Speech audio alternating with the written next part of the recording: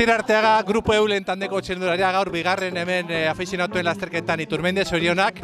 Sartu duzu eskapadan eta gainera eskapada kalitatezkoa. Konta iguzu nola ikusi duzu lasterketa? Oso gogorra izan da.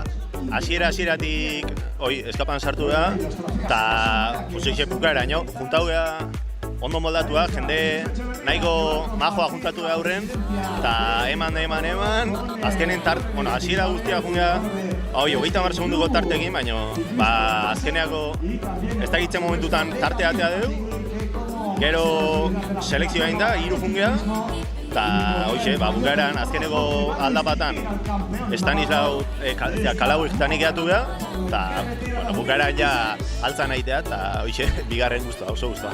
Konta iguzu, eutxi duzu eskapadari eta azkenan kajerrol batikin joatzea azken mendatean, nola izan da azken kilometroak berarekin? Hor, ja txiki-txikin da ninduan. Bea asko ze fuerte gozi joan, eta momentu baten ja atakatu dit, eta nik ez zinun, intentzioa egin dut, baina asko zen fuerte goazan, eta bigarren postu gino oso guztua.